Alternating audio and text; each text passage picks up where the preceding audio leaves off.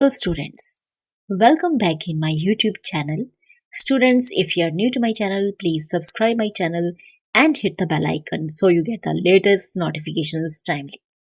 So students, today's topic is characteristics or nature of management accounting. So let's get started the video.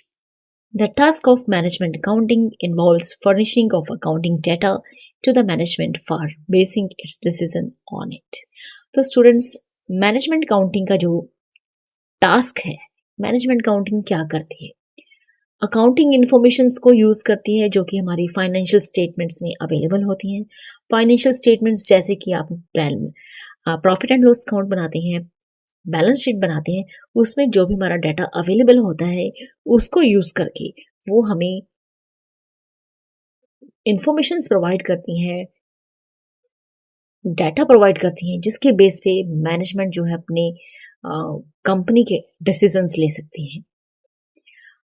और जो भी information हमें management accounting provide करती है उससे हमारे बिजनेस की जो एफिशिएंसी है वो काफ़ी इम्प्रूव होती है और हमने जो भी ऑर्गेनाइजेशनल गोल्स सेट किए होते हैं उनको हम इजीली अचीव कर सकते हैं।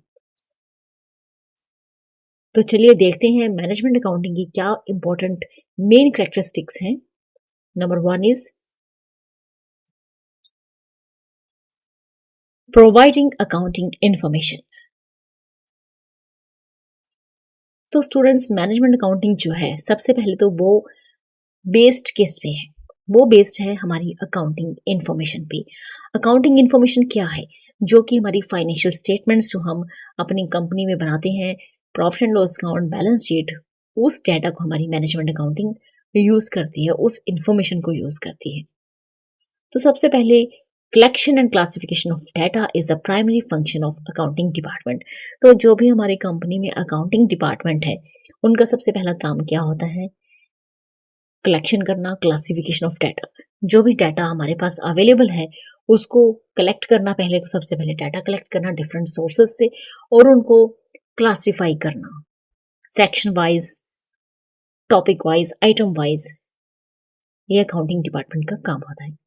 तो जो भी इंफॉर्मेशन कलेक्ट की जाती है बाद में उस इंफॉर्मेशन को हमारी मैनेजमेंट यूज करती है जिससे कि वो अपनी पॉलिसी डिसीजंस ले सकती है। तो मैनेजमेंट अकाउंटिंग जो है ओवरऑल प्रेजेंटेशन ऑफ इंफॉर्मेशन का वर्क करती है।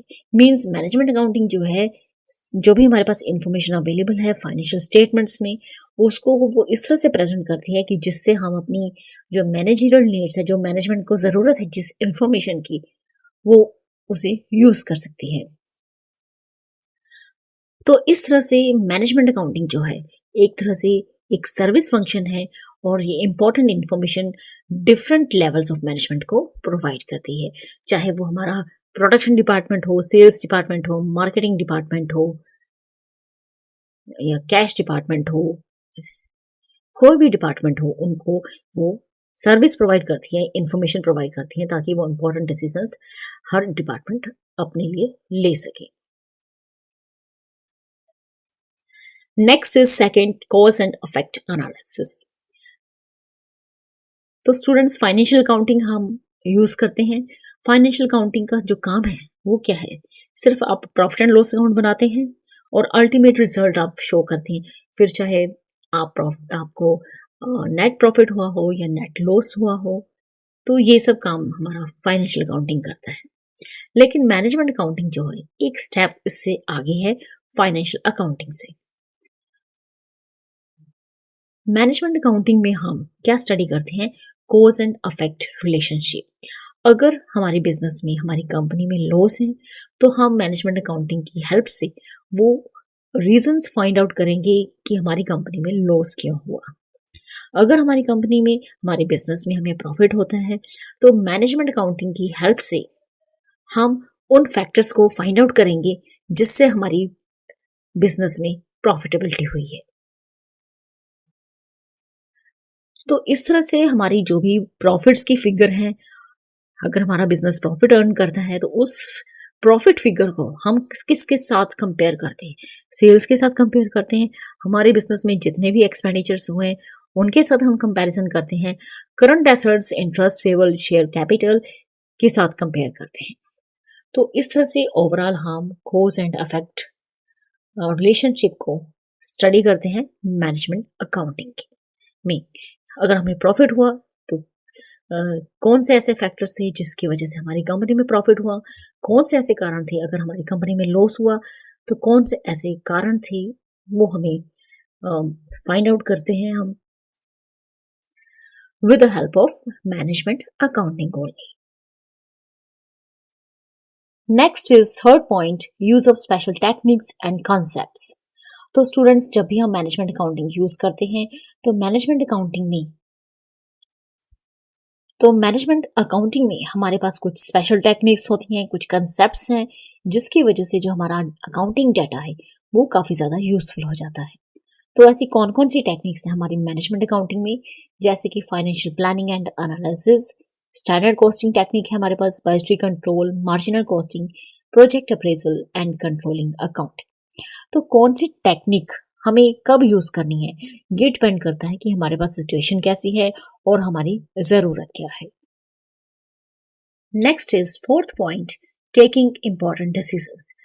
तो स्टूडेंट्स मैनेजमेंट अकाउंटिंग जो है काफी ज्यादा हेल्प करती है जिससे कि हम बहुत सारे इंपॉर्टेंट डिसीजंस अपने बिजनेस में ले सकते हैं।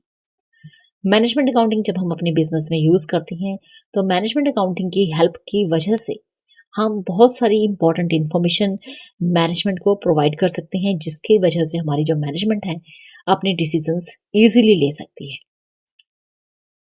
The historical data is study to see its possible impact on future decisions. तो हमारे पास हमारी कंपनी के जो भी पुराने डाटा होते हैं, historical data may be 5 years के हों या 6 ईयर्स के या 4 ईयर्स के, तो जो भी हमारे पास पुराना डाटा होता है पिछले सालों का उसे हम नॉर्मली स्टडी करते हैं कि हम गैस कर सकें कि हमारे जो फ्यूचर डिसीजंस हम ले सकते हैं उनका क्या इम्पैक्ट हमारे बिजनेस पे हो सकता है। The implications of various alternative decisions are also taken into account while taking important decisions.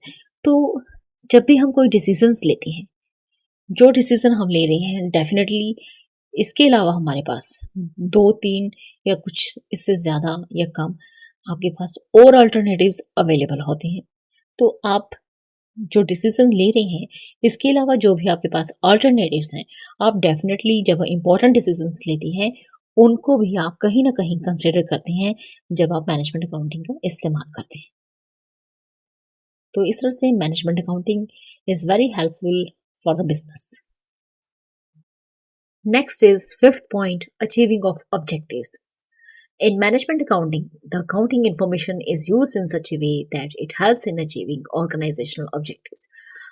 तो स्टूडेंट्स जब हम अपने बिजनेस में मैनेजमेंट अकाउंटिंग का इस्तेमाल करते हैं तो मैनेजमेंट अकाउंटिंग की हेल्प की वजह से हम अपने जो भी हमारे पास जो भी अकाउंटिंग इन्फॉर्मेशन होती है हम उसे बहुत ही सही तरीके से यूज कर सकते हैं जिससे कि हम अपने ऑर्गेनाइजेशनल अपने बिजनेस ऑब्जेक्टिव्स को इजीली अचीव कर सकते हैं। हमारे पास जो भी पुराने डाटा होते हैं उसका हम यूज करते हैं जिससे कि हम अपने प्लान्स को फार्मुलेट कर सकें, अपने प्लान्स को तैयार कर सकें और एक ऑब्जेक्टिव्स पूरे बिजनेस के लिए, कई सारे ऑब्जेक्टिव्स होते हैं हमारे बिजनेस के लिए, तो वो सब हम सेट कर सकते हैं। तो जब हम अपने बिजनेस में मैनेजमेंट अकाउंटिंग का इस्तेमाल करते हैं तो क्या करते हैं कि जो भी हमारी एक्चुअल परफॉर्मेंस होती है और जो हम एक टारगेट हमने सेट किया होता है अपने बिजनेस में उसके साथ हम अपनी परफॉर्मेंस को कंपेयर करते हैं और रिपोर्ट करते हैं ये सब मैनेजमेंट को कि अगर किसी तरह का कोई डिफरेंस पाया जाता है हमारी एक्चुअल परफॉर्मेंस में और टारगेट परफॉर्मेंस में, तो अगर किसी तरह के कोई डेविएशंस है कि हमारी एक्चुअल परफॉर्मेंस टारगेट परफॉर्मेंस से कम है तो हमें क्या इमीडिएट स्टेप्स लेने चाहिए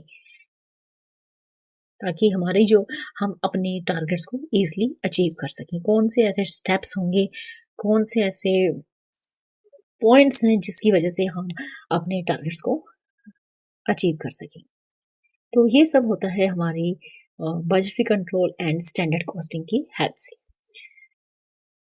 budgetary control and standard costing में हम अपने टारगेट सेट करते हैं अपने बिजनेस के लिए और उसके बाद कंपेयर करते हैं अपनी एक्चुअल परफॉर्मेंस को टारगेट परफॉर्मेंस के साथ। अगर किसी भी तरह से हमारी एक्चुअल परफॉर्मेंस कम आ रही है तो मैनेजमेंट हमें गाइड करती है कि किस तरह से हमें इम्पोर्टेंट स्टेप्स लेने चाहिए ताकि हमारी जो एक्चुअल परफॉर्मेंस है वो इक्वल टू स्टैंडर्ड परफॉर्मेंस या फिर actual performance should can be more than the standard performance हो सके।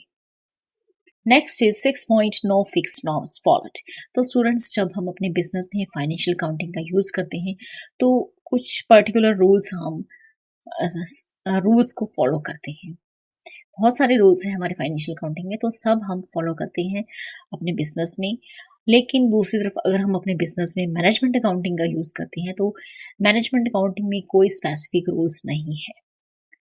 तो हालांकि जो मैनेजमेंट अकाउंटिंग के हमारे पास टूल्स एंड टेक्निक्स हैं वो सेम है, लेकिन उनका जो यूज है बिजनेस कंसर्न में वो डिफरेंट डिफरेंट होता है। तो जो भी हमारा डाटा हमारे बिजनेस में है उसको किस तरह से यूज करना है ये डिपेंड करता है हमारे अकाउंटेंट पे, जो हमारा मैनेजमेंट अकाउंटेंट है। उस डाटा से वो किस तरह का कंक्लूजन हमें प्रोवाइड करता है ये डिपेंड करता है उसकी इंटेलिजेंसी पे, उसकी ओपिनियन पे, उसके व्यू पे। तो हर बिजनेस कंसर्न जो भी हमारा फाइनेंशियल डाटा है उसको अलग अलग तरह से यूज करती है जिस तरह से हमें उसकी जरूरत हो।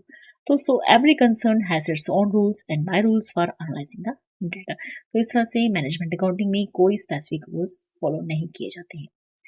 Next is 7th point, increase in efficiency. The purpose of using accounting information is to increase efficiency of the concern. तो अकाउंटिंग इन्फॉर्मेशन, अकाउंटिंग डाटा जो हमारा profit and loss balance sheet में अवेलेबल है उसको यूज करने का purpose क्या है? उसको हम इसलिए यूज करते हैं जिससे कि हम अपने बिजनेस के एफिशिएंसी को इंक्रीज कर सकें, हम अपने बिजनेस के प्रॉफिट्स को इंक्रीज कर सकें। तो किसी भी बिजनेस की एफिशिएंसी को हम किस तरह से अचीव कर सकते हैं? जब हम अपने बिजनेस में हमारे जितने भी डिपार्टमेंट्स हैं, जितने भी सेक्शंस हैं, उन सब के लिए हम कोई ना कोई टारगेट सेट कर दें और उनको कह दें कि हाँ, ये टारगेट है आपका, आपको इसे अचीव करना है इस पर्टिकुलर ईयर में। उसके बाद क्या होता है, performance appraisal will enable the management to pin point efficient and inefficient spots. तो मैनेजमेंट अकाउंटिंग में हम इस तरह से हर डिपार्टमेंट में हर डिपार्टमेंट को टारगेट्स देते हैं और उसके बाद हम परफॉर्मेंस अप्रेजल करते हैं। वो कौन करता है? मैनेजमेंट करती है और मैनेजमेंट फाइंड आउट करती है कि कहाँ हम एफिशिएंट हैं और कहाँ हम इनएफिशिएंट्स हैं। तो कहीं भी अगर हम टारगेट अचीव नहीं करते हैं, हमारा जो टारगेट ज़्यादा रखा हुआ है, अगर हमने उतना टारगेट हासिल नहीं किया है अपने बिजनेस में, तो कहीं ना कहीं हमें करेक्ट कुछ स्टेप्स लेने की ज़रूरत पड़ती है जिससे कि हम नेक्स्ट टाइम हमारा जो बिजनेस है, हमारी जो एफिशिएंसी है वो इम्प्रूव हो। तो इस तरह से the constant review of working will make the staff cost conscious.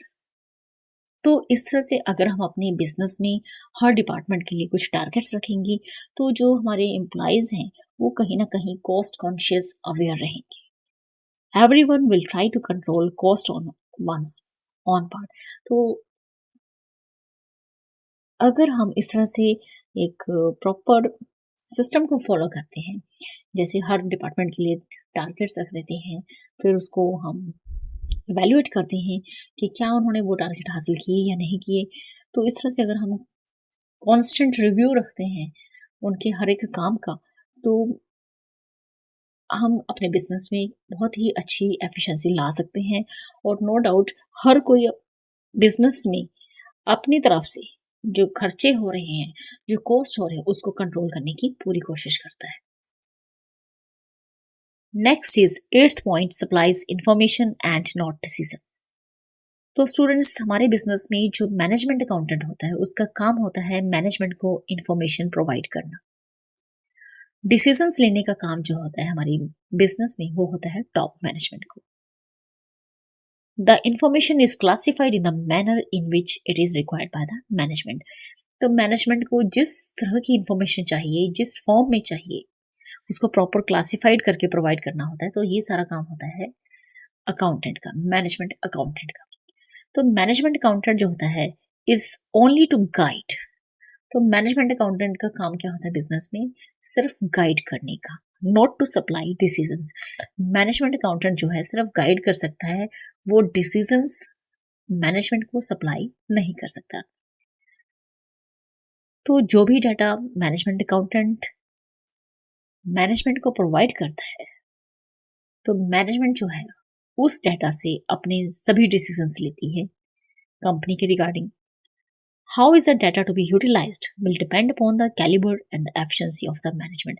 लेकिन जो डाटा मैनेजमेंट अकाउंटेंट प्रोवाइड करता है मैनेजमेंट को, उसे किस तरह से यूज करना है, ये सारा डिपेंड करता है हमारी मैनेजमेंट की कैलिबर पे और उसकी एफिशिएंसी पे। Next is 9th point, concerned with forecasting. The management accounting is concerned with the future. It helps the management in planning and forecasting. तो स्टूडेंट्स, मैनेजमेंट अकाउंटिंग बेसिकली जो है वो हमारी बिजनेस के फ्यूचर से डील करती है। मैनेजमेंट अकाउंटिंग जो है मैनेजमेंट की किस तरह से हेल्प करती है? मैनेजमेंट की हेल्प करती है प्लानिंग करने में, फोरकास्टिंग करने में। हमारी जो भी बिजनेस की हिस्टोरिकल इंफॉर्मेशन होती है, पिछले कुछ सालों का जो डाटा होता है, उसे हम अपनी फ्यूचर प्लानिंग के लिए इस्तेमाल करते हैं अपने बिजनेस में। The information is supplied with the object to guide management for taking future decisions. तो जो भी इंफॉर्मेशन हम मैनेजमेंट को प्रोवाइड करते हैं, वो उससे मैनेजमेंट जो है अपने बिजनेस के फ्यूचर डिसीजंस लेती है। तो इस तरह से हमारी जो मैनेजमेंट अकाउंटिंग है, it is concerned with the future. So students, in this video you have learned about the characteristics or nature of management accounting. So students, in this video only this much. Thank you. Thanks for watching.